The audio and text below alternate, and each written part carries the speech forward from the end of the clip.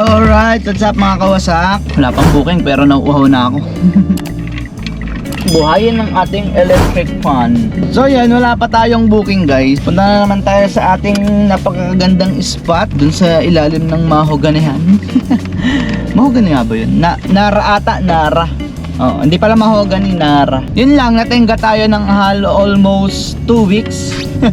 Para sa 2 weeks, 2 beses na ako nakabiyahe. No, wala may ginawa tayo sa Quezon Province. Kung nakakita nyo sa ilang vlogs ko, dun sa Casa de Gustala. So, pinromote natin yon. Kaya nag-uwi ako ng Quezon. Nakiusap yung pinsan ng nanay ko na kung pwede ko daw bang i-video yung kanilang resort and hotel sa Candelaria, Quezon. So guys, sa mga gustong mag-staycation, lalo na sa mga gusto magbakasyon sa probinsya, like sa Quezon Province, kung gusto lang mag-unwind, mag-relax, so pwede kayo dito sa Casa de Gustala. Message nyo lang yung page niya yan kung gusto nyo mag-inquire, kung gusto nyo magtanong kung magkano ba yung mga presyo ng mga rooms nila. So much better kung madami kayo guys, kasi hindi ko advisable yan sa pang-couple, no? Kung medyo nagtitipid din kayo, hindi ko advisable yan sa couple. Advisable ko yan ay sa mga pang-family, sa mga 10 packs, ganon, 15 packs, 20 packs, ano, sa mga group, by group pala, yon. So hindi ko advisable yan sa mga couple lang na mag-i-staycation kasi wala pa silang kwarto ng good for 2 person only. So pwede naman kayong pumunta doon ng couple kayo, pero ang babayaran nyo ay good for ilang person ba yung pinakamababa doon? 8 person ata, 8 nga ba or 6, no? So pwede naman kayo pumunta doon pero babayaran yung isang buong kwarto na good for 6 person ata yon. Hindi ko sigurado. Pero ang good news dito guys is ginagawa na yung pang couple lang nila, no? Pwede na siguro ang short time doon ginawa ng motel, no? So resort and hotel talaga yun, hindi yun katulad ng iba na chine-check-inan katulad ng motel, mga sogo-sogo. So hindi yun ganon guys, resort and hotel, no? Kaya medyo pricey kasi resort siya at hotel, no? Pag nag-check-in kayo doon is pwede kayong swimming. So ngayon, sa dami na nagtatanong sa kailan na pang couple lang, no, mas madami yung couple na nagtatanong kaysa sa mga by group na magche-check-in, is under construction na yung mga kwarto nila na pang couple. At ang kagandahan doon sa tapat ng mga pang couple na kwarto na yun is ginagawan din ng another swimming pool. So tatlo na yung swimming pool nila. Isa sa tabi ng main villa na pang adult, tapos may katabi siyang kiddie pool na mga pambata, tapos doon sa A house, sa tapat ng mga A house is may swimming pool din, no? So yun, sa mga nagtatanong ng couple kung pwede ba, for now is pwede naman, kaso medyo mahal. At antay niya lang matapos yung mga pang couple na rooms na ginagawa, ano. So yun lang mga kawasak, no, na natingga nga tayo kasi nga nung pagka-uwi ko ng Candelaria is pagbalik ko dito sa ating lugar ay nag-edit pa tayo, tapos tinamad na akong bumiyahe. So nagkataon din na sumabay yung bagyong Pipito, so natakot na akong lumabas noon kaya hindi na ako bumiyahe, pero hindi naman to dinaanan itong Cavite, ano. Yun talaga napaghandaan ko. Yung bagyong Christine, hindi ko napaghandaan yun, kaya yung apartment ko sobrang pinasok ng tubig sa sobrang lakas ng hangin at saka ulan, no. Pinasok ng tubig yung bahay namin, pero hindi naman siya malala, ano, para ampiyas lang na nagsanaw lang dun sa loob ng bahay. So ngayon naganda ako doon sa Pipito kasi nga super typhoon siya, pero thanks God at hindi naman na dumaan, no. Nagbili pa nga akong mga trapal, itong kotse kinobera na natin, yung motor natin kinobera na natin. So hindi naman na dumaan sa atin, dumaan pero mahina na. Thanks God pa din kahit na naghanda tayo. So lahat ng power bank ko, ng cellphone, ng mga electric pa na pwedeng i-charge is i-charge ko na para kung sakaling ang mawala ng kuryente, like nung kay Christine, kasi nadala na kami doon sa Christine, nawala ng kuryente tsaka nawala ng tubig, ayun, nga talaga kami, ang init guys. So thanks God naman yung Pipito is pagdaan dito ay mahina na, no. So salamat sa Sierra Madre na nagpoprotekta dito sa Luzon sa mga bagyong dumadaan, no. So yan, papunta tayo dun sa ating tambayan location sa ilalim ng punong Nara. So ang ganda kasi tumambay doon, kakunti yung sasakyan dito sa Bella Vista. Dito ako tumatambay lagi guys, sa Bella Vista. Bella Vista ba o Bella Vista. So mga natambay lang din doon is like na nag-grab, naglalalamove. So kung ano-ano mga tumatambay din doon. May lalamove mga din na tumatambay doon na naka L3 tsaka naka van. Mga 1,000 kilogram. Parang masarap din sigurong mag 1,000 kilogram, no? Kasi kung kukonsumo, kung aanuhin mo, kung kukumputin mo din naman sa konsumo ng gas, medyo hindi naman nagkakalayo yung konsumo ng gasolina ng sedan at saka ng mga van. Kasi yung van, diesel yan eh. Mas mura, tsaka mas makunat sunugin. So ngayon, parang mas maganda din sigurong meron tayong isang van, no? Tapos yun yung ating ipanglalalamob. So by the way, hindi ko naman alam kung matutuloy pa yan kasi nga ako ay paalis, di ba?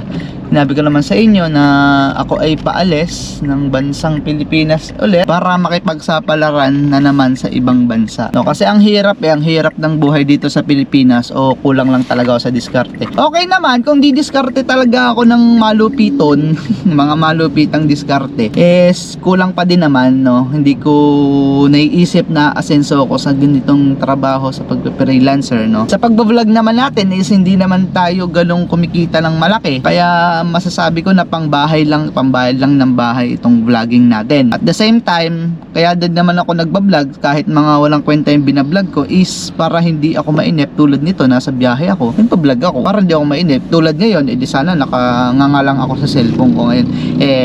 Pagka wala akong passenger, kinikwento ko kayo, 'di ba? Sinasama ko kayo sa biyahe ko kasi minsan may mga experience din ako na may experience nyo sa paglalalamove na pwede nyong i-apply sa inyo kung ano bang dapat gawin kapag ka ganong scenario, ano kapag ka cake ba yung dala, pagka overloading, ano ba yung mga dapat. Hindi naman ako veteran sa paglalalamove, sa pagdi-deliver, pero at the same time, habang nagdi-deliver ako is may natututunan tayo sa mga bawat problema dumadaan sa pagdi-delivery is may natututunan tayo, ano. Although pwede naman ako mag-grab, kaso ayoko na. Di ko alam bakit so kailangan ko kasi maaga sa grab. Wala akong tiyaga sa ganun, sa pag-aantay ng booking, sa paggising ng maaga. Yun pa lang, pinakauna pa lang, paggising pa lang ng umaga, dun talaga ako baliktad eh. Hindi ko talaga kayang gumising ng maaga, guys.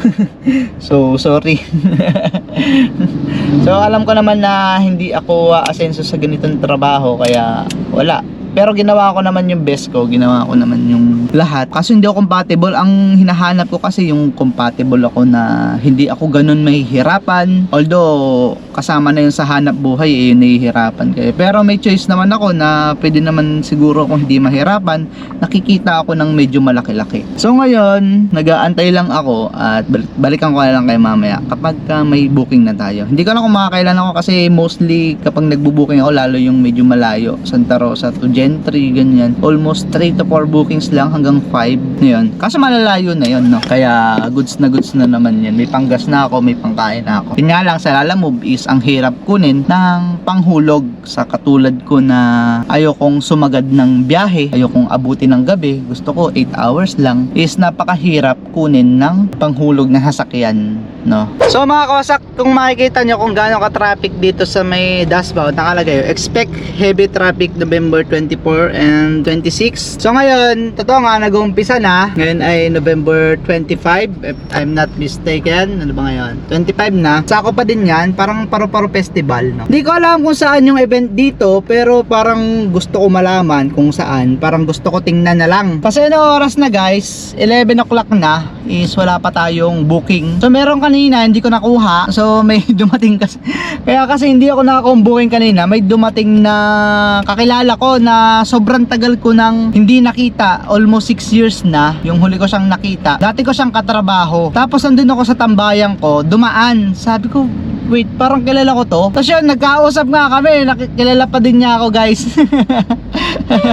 So yun, nagkakwentuhan kami doon at yun, 2 oras din ata kami nagkwentuhan doon, anak ng teteng yan. So hindi ko na napansin yung mga booking. So ngayon, hanggang ngayon wala pa akong booking hanggang ngayon, kaya sabi ko uwi na lang ako kasi traffic din naman, lalo mamayang hapon dito sa may part ng Dasma. Is may hirapan lang ako umuwi na nakasasakyan, so magmumotor na lang ako. Ang gagawin ko na lang ngayon is parang gusto ko pumunta sa bayan ng Dasmariñas para silipin kung ano ba yung mga kaganapan dito, dito sa bayan ng Dasma. So ngayon uwi lang ako sa bahay, so ngayon silipin natin sa bayan kung ano ba. Pero magmumotor na lang ako at kasi napakagrabe kapag nagkotse pa tayo. Dito pa nga lang, malayo to sa Dasma bayan, napaka-traffic na.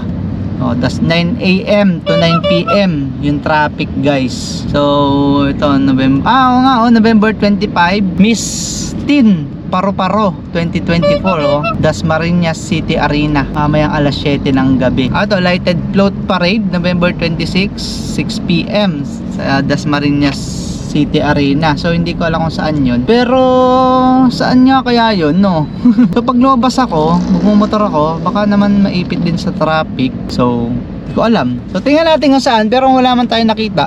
So pili ko doon sa may Kadiwa, pwede tayo pumunta doon kung ano bang meron doon. Papunta ng ano nga yun, Dasmariñas City Arena. So i-waste na lang natin kung hindi, kasi di ko alam yun eh. I-waste ko na lang para makapunta tayo doon at ano bang kaganapan doon, no? So yan mga kawasak, let's go. So kaya pala ang dami na ditong dumadaan sa may Greenbridge Avenue, guys, kasi shortcutan to ng ano eh, papuntang Dasma Bayan, itong Greenbridge Avenue. Kaya pala ang dami ng dumadaan dito. Hindi naman ganito lagi dito eh, na madami sasakyan. Is kino-close pala yung ilang part ng kalsada sa Dasma Bayan para sa kanilang parada, para sa kailang street dancing ata yun.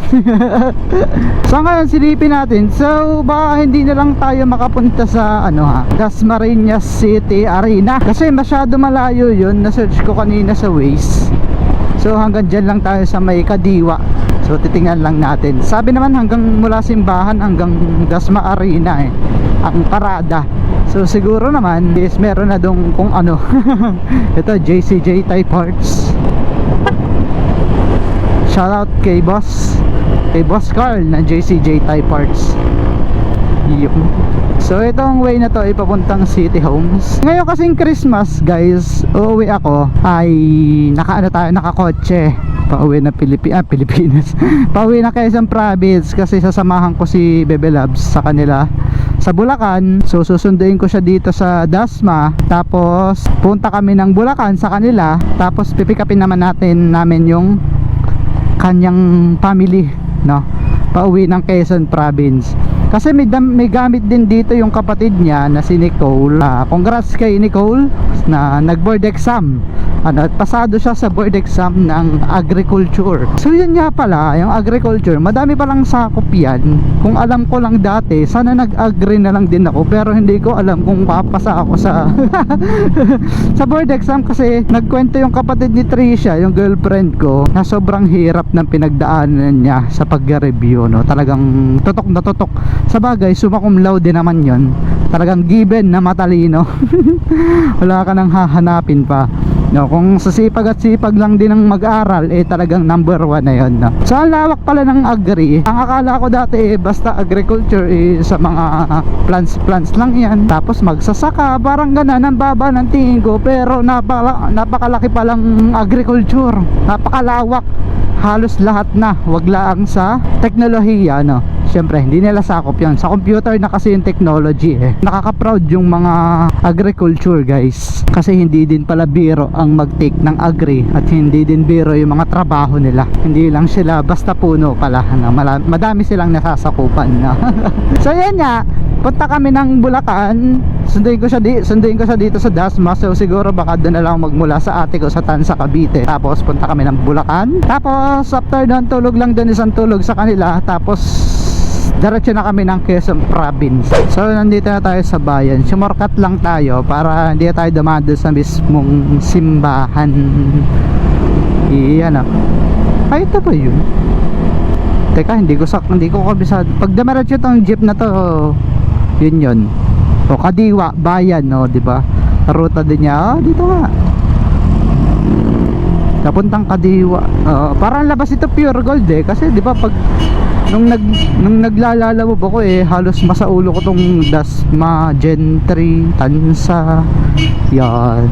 Kasi the best talaga nung nag-delivery rider ako delivery driver, rider, ang dami kong natutunang daan. Tsaka sa Manila, no? Pero hindi naman lahat, kasi nag-grab naman ako sa Manila. Ilang konting panahon lang, no? Ewan ko bakit ayoko. Pinipilit ko yung sarili ko mag-grab kasi mas malaki yung kita doon at mas mabubuhay ako doon kaysa maglalamove ako. Pero wala Ang hirap pilitin ng sarili ko. Ultimo yung sarili ko mismo ang may ayaw, eh wala akong magagawa.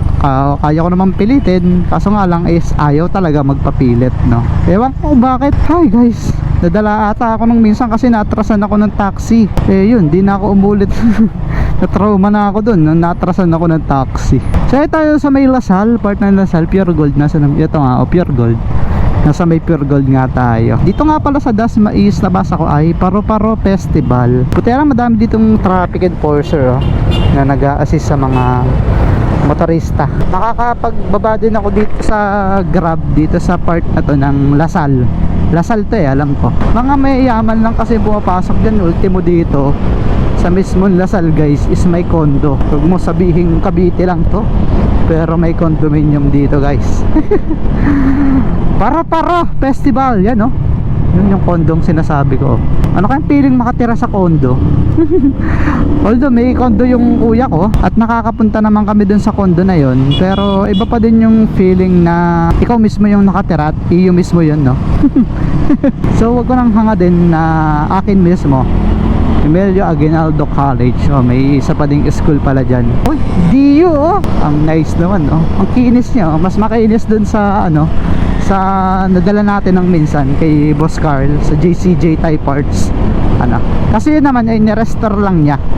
So hindi naman niya talaga totally pinaganda yung kanyang Honda Dio. So guys, mali ako ng naanuhan, na turnan. Dapat dun sa kabila.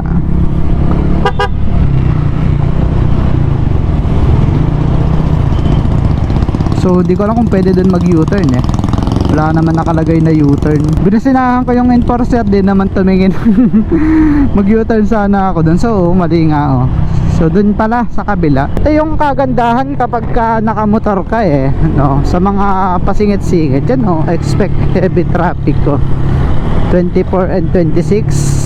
Oo, di ba? 25. Oh, 25 naman oh, Paro-Paro street dance 24. Kahapon pala yung ang street dancing. Kala ko 3 araw na magsasasayaw.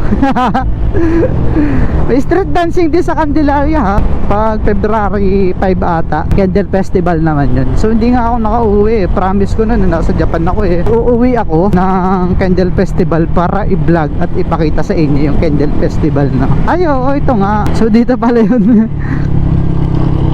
Kasi nakapag-deliver na ako dyan eh. So dito pala yung no, susundan lang natin to.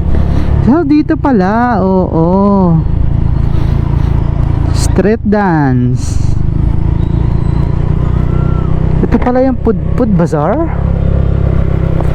Uy, food bazaar nga, ano? May entrance kaya pagpasok dito? Wala naman siguro, no? O, diba? Yan pala yung Philippine. Yan pa yung Dasmariñas Arena. So, saan tayo dadaan? Hindi ko alam kung paano papasok dyan. Tapos ito, ano to? Ganda dito guys, ha? Parang oh, may street dance, oh. Nakalagay na nakapaskil. So, hindi ko to sa ulado, ha? Kung pasaan to, ha? May parking fee guys, so wag na tayo pumasok. Wala naman din tayong kasama eh, kaya ano, balik na lang tayo. Kita mo, yan na. Maganda, laki din no. So hindi naman siya kasing laki ng Big Doom, kasi Big Doom nga yun eh. Pero ayos oh. Oh, yun pala yun no. So maganda kaya dito sa gabi, parang may mga pailaw sila eh no. Tapos dito may konting park pala sila for kids. Oh, diba? So yun lang. Anong ginawa natin sa content natin for today's video? Hindi na nga tayo nagkaroon ng booking eh. Wala pa tayong ginawa dyan, kundi tinignan lang. So nakita ko lang naman. So di naman masama sigurong silipin kung saan yan, para next time alam ko na ano, diba? So napakahirap talaga magkotse dito. Sa total lang, kung magsa-service mo lang yung kotse at hindi yung pang negosyo mo, ay nako, sabihin ko sa'yo magmotor ka na lang kung kailangan, kung hindi naman umuulan, kasi napaka-convenient sa ganitong lugar ng motor. Katulad sa Laguna, always traffic left and right, so, diba? Kaya motor lang kapag ka service mo lang naman may gusto kong puntahan. is motor lang.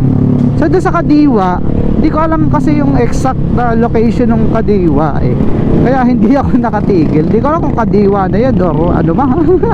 So nakadaan na pala ako doon. Nadaanan ko na yun guys. Dito pala, sala yung kompas ko kasi yung kompas na nasa isip ko is doon, kabila. Kaya napaligo ako doon. Saka ako nag-waze. Malapit lang pala, simula doon sa kanto na to is 700 meters na lang. Ando ka na sa city, sa Dasmariñas City Arena. Hindi ko alam kung pupunta ko dyan mamayang gabi. So let's see. Kasi may biyahe ako kinabukasan eh. Bukas papasok din ako. I mean magbibiyahe ako. So kanina talaga. So hindi ko na namalayan yung mga booking kasi nga nilapitan ako nung kakilala ko na 6 years ago na hindi kami nagpangita. Pero nag-Japan din yun ha. Katrabaho ko siya dati. Daw na sa saking umalis. Nag-Japan na yon, tapos saka lang ako nakapag-Japan. Although hindi siya sa Facebook, sa social media, hindi siya updated, hindi siya nagpo-post, hindi siya nag-online. Siguro online, pero napakadami ng Facebook, parang yan. Hindi ko alam kung alin din yung talagang Facebook niya, pero napakadami. Ano to? DC Park, Dasmariñas City Park. Baka yun na nga yan, no? So, tingnan natin. Pero alam niyo ba, yung napapanood kong nag-i-skate, dito yan eh, yun o. Ayun kadugsong na to siguro ng kadugsong na ng Dasmariñas Arena ito. Kasi nakikita ko dito yung arena pero road close. Di tayo makakapasok dyan. Tuloy lang tayo. Wait lang, naka-wide ba yung lens natin? Feeling ko hindi ito naka-wide. Naka-wide eh. So sana naka-wide, sayang yung mga footage natin. Tingnan natin. Ay, naka-wide niya pero hindi siya naka-super wide, super view. Ayan guys, kamusta yung view? Kita na ba? Diba? Kanina naka-wide lang siya pero hindi siya naka-super view. Yung naka-fish eye, parang normal na wide lens lang niya. Ayan, naka-super view na tayo. Lagi dapat tayo naka-super view kapag nagmamotovlog para mas quality, mas kitang-kita nyo yung mga view natin. Like ng nakikita natin sa ating mga mata mismo. Ito mga nagga-grab to for sure. Tamo may mga cellphone sa unahan nagga-grab yan guys, promise, lasang kamatis. Pwede ba dito dumaan? Pwede naman siguro pero bakit walang dumadaan dito? Nagga-grab kasi dito din ako tumatambay kapag nakakapaghatid ako ng Dasmariñas kasi nakita ko sa group dito daw magtatambay dapat sa mga Lasal. Sa Lasal kapag napadpad ka ng Dasma. Sa mga nagga-grab dyan dito kayo tumambay sa Lasal. Madami ditong tambayan, malilim, madaming puno. Pwede kayo mag-parking kahit no parking Ang fine niya is 1,000 pesos yung parking pagka nahuli ka dito. So much better wag ka na lang umalis sa sa kotse mo kung mag-iiwan ka na sakyan dito Bakit pa tayo nandito? Pwede ba dito dumaan? So mga kawasak, hindi pala Lasal. De Lasal pala. So I'm sorry, hindi pala Lasal. De Lasal pala to. Alright. Bawal mag-U-turn ka dyan Yes sir, apa. Huwag basta mag-U-turn. Apa sir. Meron tayong signage na nakalagay. Sige pa. Thank you pa sir. Pwede mag-U-turn ka. Pasensya na pa. Pasensya na sir. Thank you pa. Guys, nahuli ako. So may pupuntahan kasi ako dito. Hindi ko naman alam na bawal mag-U-turn doon. Wala nga namang signage. Wala nakalagay na U-turn slot, pero pinasukan ko. Wala din naman nakalagay na no U-turn. So yun. So pinasukan ko guys. So ngayon nakita ako ng enforcer. Sabi ko patay, huli ako. So hindi ko naman alam dito sa Dasmariñas kung paano. So ang ginawa ko, nakiusap na lang ako. Sir, hindi ko po alam kasi hindi naman po ako taga dito. Hindi naman talaga ako taga dito guys. Kaya hindi ko din alam. So normally, sala din naman talaga ang aking nagawa na pag-u-turn doon. Kaya nga lang is nakapasok na ako. Sabi ko patay, pinara ako nung pag-u-turn ko. So wala na akong nagawa kundi bigay na lang yung lisensya ko. So kinausap ako bakit daw ako nag-U-turn dun. Sir, hindi ko naman po alam, bawal po pala dun. So bawal naman talaga kasi nasa nasa rules ng LTO. Anong tawag dun? Sa crossing bawal mag-U-turn, pero malayo naman siya sa crossing. Pero syempre hindi naman talaga valid yun. So yun, nahuli ako, tinanong ko bakit ako nag-U-turn doon. Sabi ko, sorry sir, may pupuntahan kasi ako dito. Eh di ko naman po alam na bawal mag-U-turn doon. So yun, buti hindi ako tinikitan guys. Kinabahan naman ako. Kinabahan ako doon. So by the way, ito nga pala yung lesson dun sa ginawa kong yun guys. Hindi naman sa dapat gayahin nyo yung ginawa ko. Kailangan nyo din kasing magpakumbaba sa mga government employees, mga government officials like traffic enforcer, sa mga police. Kasi kita mo kung mahigpit sila is talagang natikita na tayo niyan. So minsan kasi syempre hindi naman natin alam lahat ng lugar na kung saan bawal yung ganun, kung saan bawal ng ganyan. Minsan tao lang naman talaga tayo na nagkakamali, na alam nating bawal, minsan nagagawa natin. Ayun, kailangan nating kausapin lang sila ng mahinahon, manghingi ng pasensya na ganun. Pero kung hindi naman tayo binigyan ng pagkakataon nun, so no choice tayo kundi magpa-ticket. Pero wala naman tayong problema sa papers kasi kompleto naman tayo, naka-helmet tayo, naka-gears tayo. Kaya yun lang talaga ang magiging violation natin, yung sa no U-turn na yan guys. So wag nyo i-disregard ang traffic sign kasi diyan kayo mapapahamak. Yun lang mga kawasak ano. So yun lang yung lesson dito, maging mapagkumbaba lang kayo sa mga tao sa paligid nyo para everybody happy. Bye bye.